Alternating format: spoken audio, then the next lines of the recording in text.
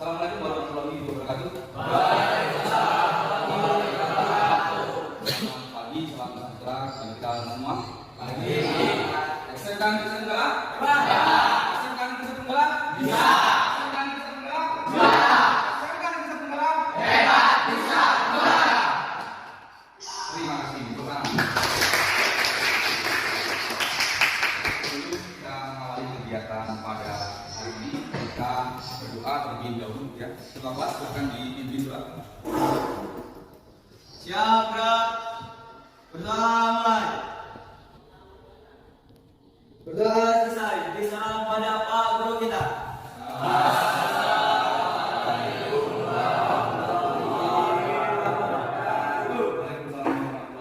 Sebelum kita mulai masuk ke materi, saya akan terlebih dahulu. Ini ada beberapa yang tidak masuk hari ini. Aang Puja Pastia, Adi Santoso, Oke, alhamdulillah ada beberapa pemuda yang belum bisa masuk. Jadi semoga yang sakit segera disembuhkan dan diangkatnya. Kita pada pertemuan hari ini akan mempelajari tentang mendiagnosis kerusakan engine manajemen.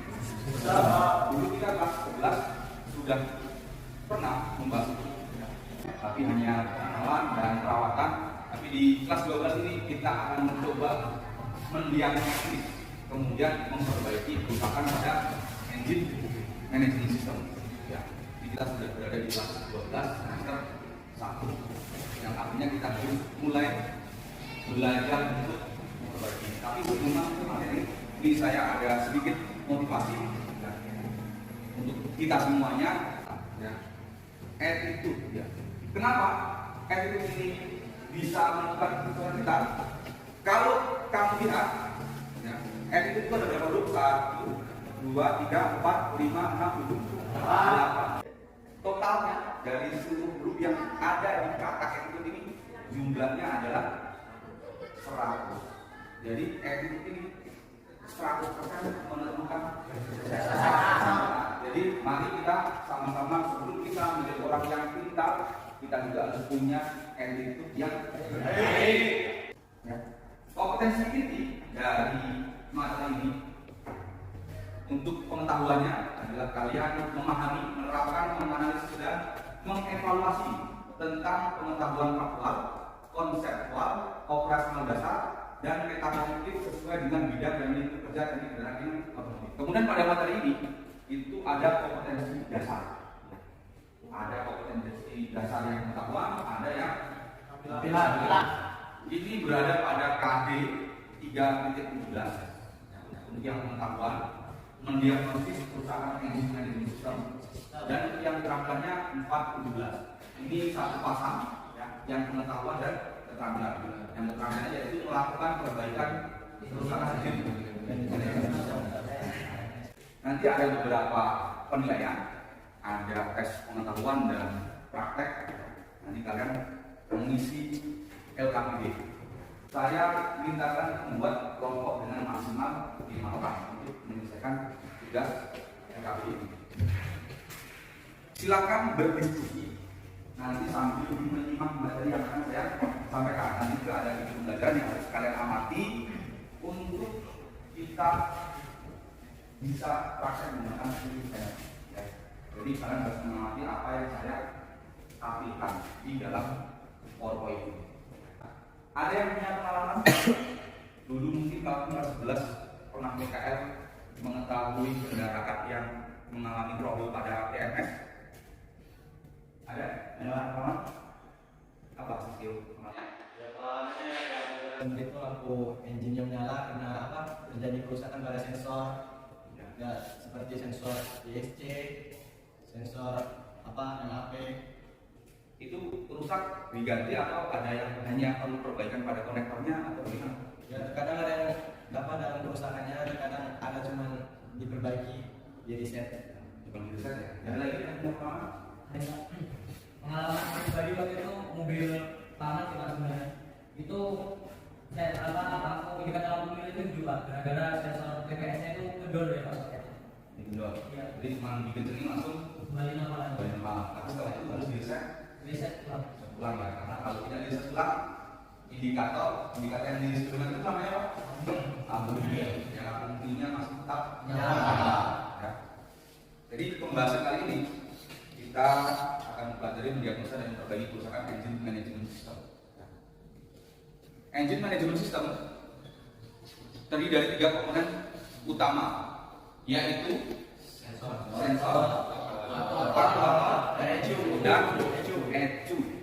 Terus apabila EMS mengalami masalah check engine atau yang biasa kita kenal malfunction indikator lamp akan terus menyala saat mesin dinyalakan.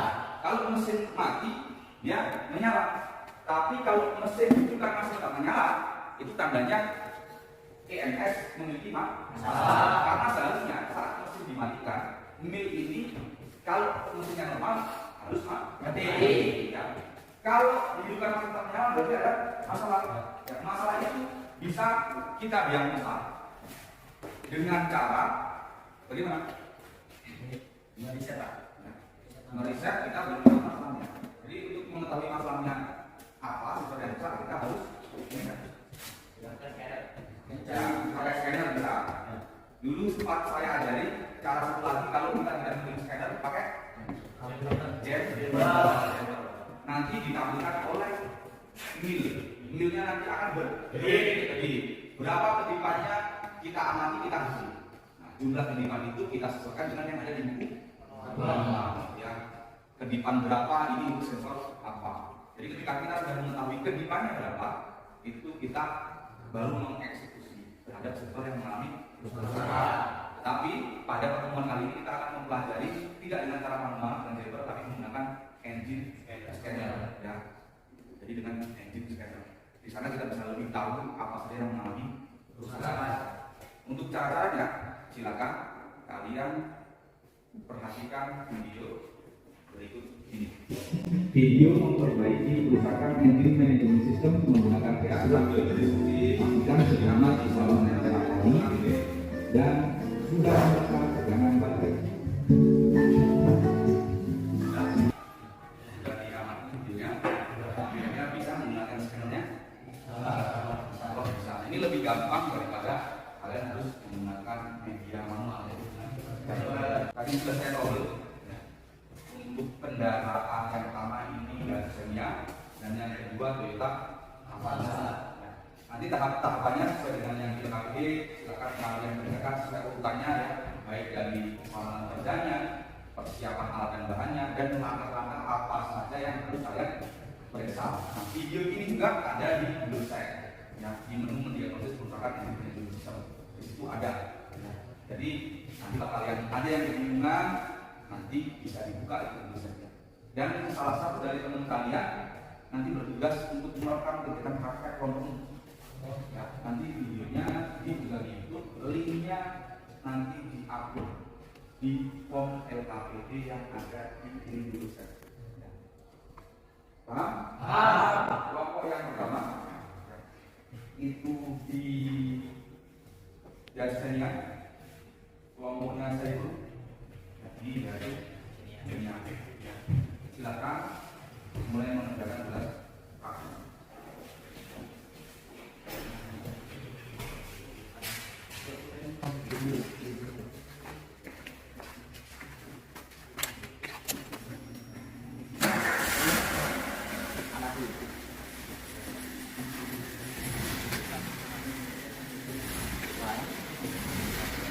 Tidak panggilan, sudah nanti.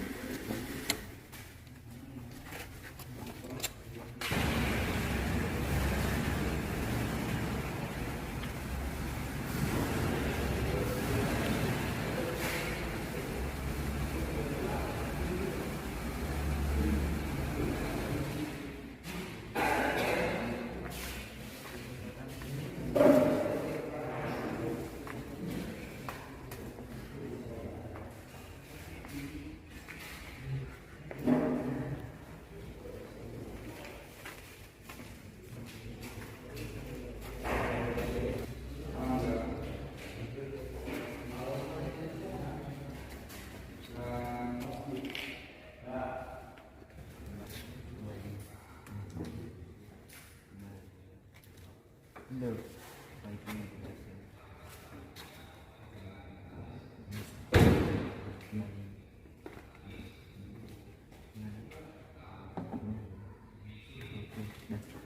silakan hasil prakteknya, nanti dicari referensinya, ditulis hasilnya.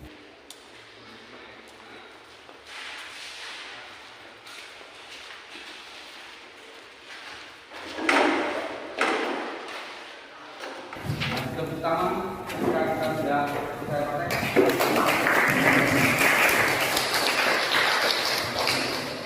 Selanjutnya yaitu presentasi hasil praktek mendiagnosa dan memperbaiki EMS.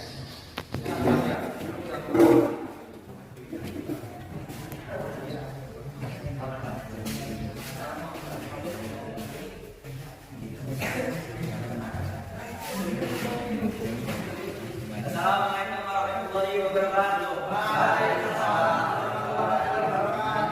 Dengan saya berdiri di sini, saya ingin mempresentasikan hasil kerja kelompok saya, yaitu kelompok saya kelompok 4 yang bersama anggota Edi Nugraha, Pada Destri Bayangan, Aprianto, dan saya sendiri yaitu Saskia Fernanda. Yang di sini akan dilanjutkan oleh Dede.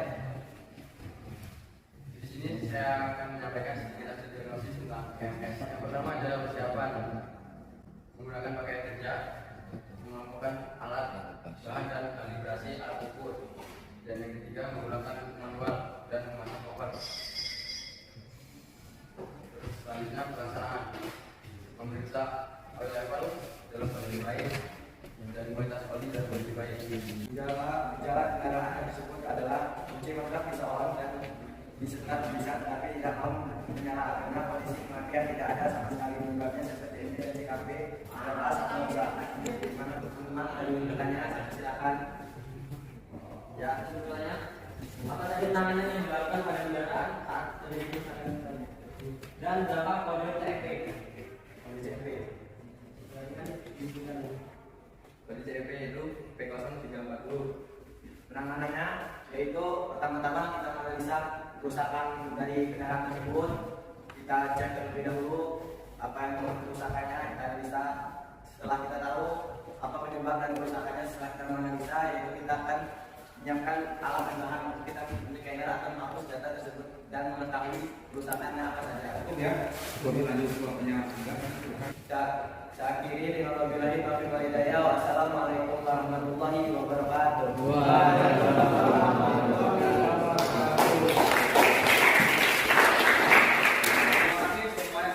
Presentasi ya, karena waktu kita terbatas. Ada satu lagi tugas, yaitu setelah kita tadi belajar teori, belajar praktek, ada tugas selain tugas praktek yaitu tugas tes pengetahuan yang soalnya ada di video saya, di menu kuis. Boleh dibuka sekarang dan langsung dikerjakan. Ya. Nanti setelah pelajaran selesai saya lihat hasilnya. Ya. Sambil mengerjakan. Dan satu lagi ada tahapan refleksi pembelajaran. Kira-kira ya, selama pembelajaran kita dari awal sampai akhir, apa tanggapan kalian terhadap proses pembelajaran ini? Ya.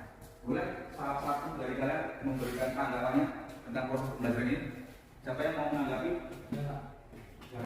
Menurut saya ya cukup, yang pertama cukup asik lah. Bisa yang mudah dengan dimengerti tadi karena cara penjelasan Bapak ke kami juga ya lebih akrab lah ibaratnya, jadi makanya kami di sini juga lebih bisa lebih aktif, bisa lebih paham juga. Ya, intinya lebih asik lah pembelajaran. Ya. Terima kasih, Ruki ya.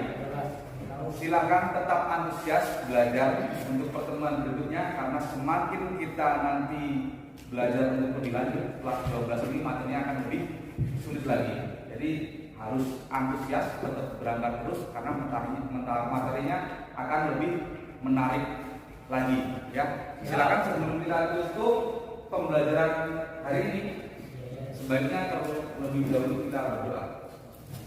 Silakan Bapak. Ya, berdoa